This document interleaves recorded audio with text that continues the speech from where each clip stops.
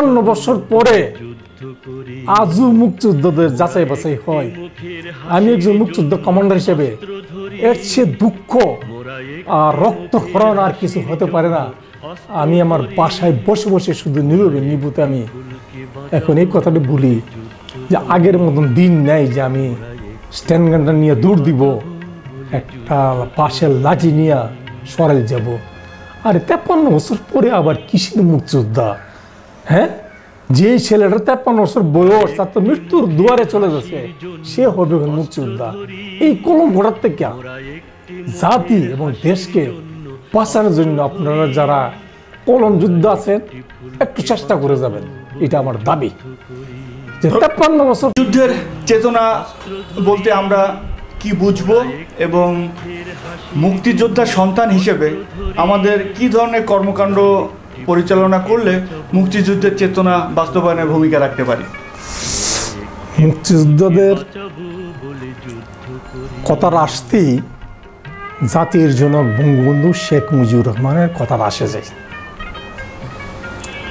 এখানে একটা পাঠ আসবে, জাতির জনক বঙ্গবন্ধু শেখ মুজিবুর রহমান তৎকালীন পূর্ব পাকিস্তানে ছাত্র নেতা হিসেবে, আওয়ামী লীগের নেতা হিসেবে কি কি করেছেন, 7ই মার্চের ভাষণ তিনি কেন দিলেন, দেশ কিভাবে স্বাধীন হইলেন, এই জিনিসটা দেশ এবং জাতি স্মরণ রেখে যদি চলে তাহলে এই দেশের সত্যিকারের আকাঙ্ক্ষাটা বাস্তবায়িত হবে, অর্থাৎ মুক্তিযুদ্ধের চেতনা বাস্তবায়ন হবে, মুক্তিযোদ্ধার চেতনাটা বাস্তবায়ন হবে।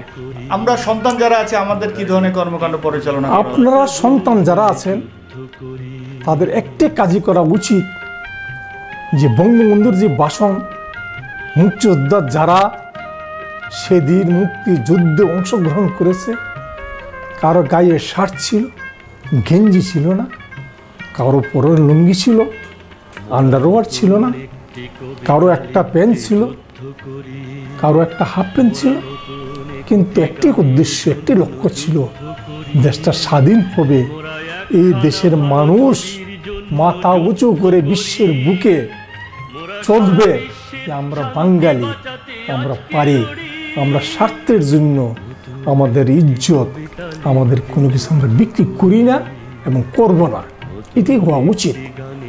নিজের স্বার্থটা বিসর্জন দিয়ে দেশ এবং জাতির যে স্বার্থ সেটাই দেখা হবে মুক্তিযোদ্ধাদের লক্ষ্য। এখন অতি দুঃখের সঙ্গে আরেকটা কথা বলে দেয়, মুক্তিযুদ্ধের যে ইতিহাস, সেই ইতিহাসের মধ্যে মুক্তিযোদ্ধা কিছু ঢুকে গেছে, সেটার জন্য আমরা তো কিছু করতে পারবো না। সেটা করবে কারা? যারা ক্ষমতা দখল করে আছে, ক্ষমতার ভাগিদার, ক্ষমতার অংশীদার, তারা সেটা যাচাই বাছাই করে তাদেরকে মাইনাস করে দিবে। আজকে দেশ স্বাধীন হয়েছে কত বছর? 53 বছর পরে আজও মুক্তিযোদ্ধাদের যাচাই বাছাই হয়। আমি একজন মুক্তিযোদ্ধা কমান্ডার হিসেবে এর চেয়ে দুঃখ আর রক্তক্ষরণ আর কিছু হতে পারে না। আমি আমার বাসায় বসে বসে শুধু নীরবে নিভৃতে আমি এখন এই কথাটা বলি যে আগের মতন দিন নেই যে আমি স্ট্যান্ড গানটা নিয়ে দৌড় দিব, একটা পাশের লাঠি নিয়ে সরাই যাব। আর 53 বছর পরে আবার কিসের মুক্তিযোদ্ধা?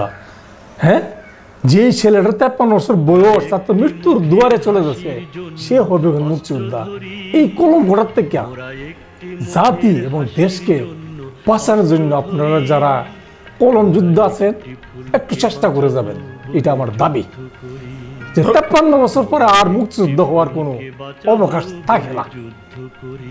অবকাশ তো সেদিনই শেষ, যেদিন বঙ্গবন্ধু দেশে আসছেন, যেদিন আমাদের ভাতা দিয়েছেন।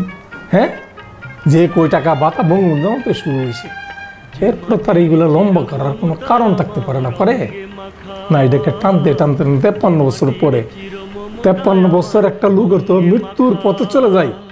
হ্যাঁ, আর 56 বছর সে মুক্তিযুদ্ধ হবে। এই জিনিসটা আপনারা একটু দেখবেন, এটা আমার সমগ্র জাতি মুক্তিযোদ্ধাদের পক্ষ থেকে আমার দাবি। ধন্যবাদ আপনাকে মুক্তিযুদ্ধের ইতিহাস সংরক্ষণ কমিটির পক্ষ থেকে। ধন্যবাদ আপনাকে। আপনি কষ্ট করে যেখানে আসছেন, আপনাকে অনেক অনেক ধন্যবাদ। হয়তো একদিন আমিও থাকবো না, আপনিও থাকবেন না, ইতিহাসটা থাকবে, পরজন্মরা পড়বে, তার সত্যিকার ইতিহাসটা যেন পড়ে, সত্যিকার ইতিহাসটা যেন পাই, এই ব্যবস্থাটা করে যাচ্ছেন। এটাই দেশের বড় যোদ্ধা।